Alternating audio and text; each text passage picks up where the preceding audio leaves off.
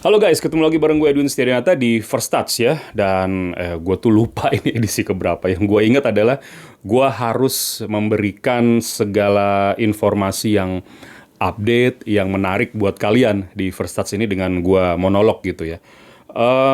Oke, sedikit aja gue akan bahas soal bagaimana kemarin kita di final Piala AFF Under 23 ya. Kita harus mengakui keunggulan Vietnam. Secara permainan, kalau kalian pasti hampir semua nonton ya guys. Gua pun nonton. Secara permainan tuh kita sebenarnya dari awal, dari penyisian grup di grup A, itu kita sangat mendominasi dalam hal penguasaan bola gitu ya. Cuma memang kita produktifnya hanya lawan Brunei ya, tapi kan itu nggak bisa jadi patokan karena kualitas lawan jauh sekali, 2-3 level di bawah kita. Kemudian kebetulan kan gue siaran tuh waktu Filipina lawan Filipina. Dan gue suka kok permainan Indonesia U23 karena kita berinisiatif, mendominasi, bermain untuk menang gitu ya. Kalau kata teman gue, Toel. Cuma memang ternyata gol kemenangannya itu hasil dari bunuh diri ya. Center back dari, mungkin ya pokoknya pemain bertahan dari Filipina. Gini guys, gue cuma mau ngasih tahu ke kalian bahwa gol itu ya silahkan kalau kalian mau Google, mau baca-baca. Cuma kalau dari sepak bola itu cuma dari 4 aja gitu. Dari open play, dari set pieces, dari kesalahan lawan yang dibuat, dan dari penalti ya. Dan kalau kita bicarakan banyak tuh yang kritik Indonesia U23 kemarin. Katanya cuma bisa nyetak gol lawan Filipina tuh cuma bunuh diri. Itu sebenarnya nggak masalah juga guys. Tolong lihat usahanya gitu. Secara permainan kita oke sebenarnya menurut gua. Cuma memang Filipina main bagus pada saat itu. Dan gua juga nonton waktu Filipina lawan Malaysia. Malaysia mendominasi dan mereka kalah loh. Kena counter, kena transisi positif, ya kan? Jadi sebenarnya sepak bola sekarang bukan masalah mendominasi atau apapun itu, tapi siapa yang efektif. Itu ya, itu yang paling penting. Nah, kemudian lawan Malaysia kita draw dari sekian banyak peluang, tapi kemudian itu memastikan bahwa kita jadi juara grup. Nah, kemudian di semifinal ya, semifinal itu gua yang siaran kemarin waktu lawan Thailand. Itu sangat menegangkan karena kita menang lewat babak adu penalti. Tapi yang gua mau highlights pada saat itu adalah meskipun sebenarnya pada situ gue agak bukan kurang yakin, gue agak worried gitu, agak khawatir karena kita adu penaltinya di kandang sendiri, which is itu memberikan kita pressure ya, tekanan, dan gue agak khawatir memang saat itu. Gue bahkan ngomong ke Bungkus, saya agak khawatir nih Bungkus karena adu penaltinya kita disorot gitu sama publik sendiri. Mudah-mudahan pemain punya mentalitas yang bagus, dan ternyata kita bisa melalui itu dengan baik meskipun sampai harus penendangnya itu sampai ke penendang ke-8 gitu. Jadi kita menang di 7-6 ya kan. Nah, review sedikit ya di semifinal kemarin menurut gua ada game plan yang sangat baik dari Gerald Vandenberg dengan banyak memasukkan pemain-pemain yang punya postur tinggi sehingga Jens Raven tidak lagi terisolir karena memang waktu itu Jens Raven seperti mati kutu gitu, di pressing dengan sangat ketat dan fokus center back Thailand memang betul-betul ke Jens Raven. Nah, dengan masuknya Brandon Shoneman, Ferrari yang bahkan sesekali didorong ke depan, ternyata membuat mereka sedikit pecah konsentrasinya. Menurut gue itu keren sekali, bahkan gue sempat bahas kan waktu itu kalau kalian jeli ya di siaran gue sama Bungkus sama Supriyono, tactical itu nggak kebaca sama kita dan ternyata oke, berbuah manis kita bisa nyetak gol dari set piece sepak pojok 1-1 menit 80-an, gue lupa menit keberapa. Sampai kita terus mendominasi tapi ternyata kita sampai babak adu penalti dan kita menang. Nah, gue mau review sedikit di partai final kemarin beberapa hari yang lalu.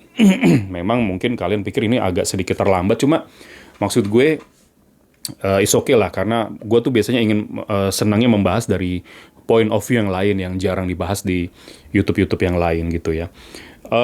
Gue agak ngerasa kenapa nggak coba kayak kemarin lagi gitu ya, Vandenberg dengan banyak memasukkan pemain-pemain yang tinggi seperti Brandon lah tapi ternyata mungkin dia punya game plan yang lain ya. Kita kadang-kadang kita juga nggak bisa sama ratakan gitu.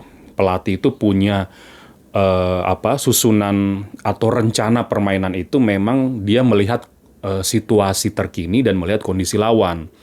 Dan Vietnam menurut gua bermain sedikit lebih baik dari Thailand dalam hal konsentrasi dan menjaga jarak ya. Di sepak bola secara garis besar jarak itu ada dua ya guys. Jarak antar lini sama jarak antar pemain, dan baik sekali mereka bermain. Jadi kita tuh betul-betul sering sekali dipaksa untuk back pass gitu ya. Atau dipaksa untuk crossing yang dimana mereka sudah bisa baca itu gitu. Nah ini yang sebenarnya gue agak sedikit sayangkan, tapi ya sudahlah. Namanya final gitu ya, memang agak sulit kalau kita bermain penuh dengan tekanan. Dan sekali lagi ya, menurut gua kalah menang itu bukan sesuatu yang apa ya, yang seolah-olah dengan squad yang kita punya tuh kalau nggak menang itu petaka, nggak juga gitu ya. Tolong kalian harus punya mindset cara pandang yang tadi gua sampaikan. Kenapa? Ada beberapa faktor yang pengen gue sampaikan ke kalian.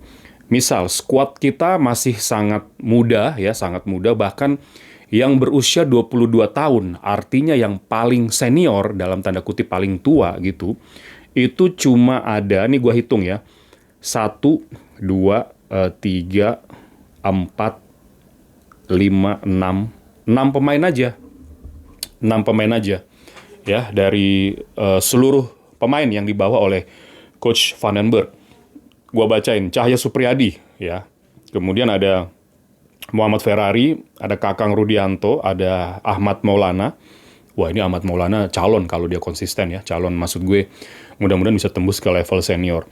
Kemudian ada Firman Juliansah, kemudian juga ada Altaf Indi, pemain cepat dari Persis Solo. Jadi, masa depannya masih bagus gitu loh. Nah, supaya kalian tahu sebenarnya target utama dari under 23 atau usia 23 tahun ini adalah, ini kan tim kelompok usia terakhir sebelum nanti mereka melangkah ke senior. Jadi gue sih berharap garis finishnya itu adalah yang harus kita kawal sama-sama. Mudah-mudahan seluruh pemain ini bisa tembus sampai ke level senior gitu loh. Nah ini yang paling penting.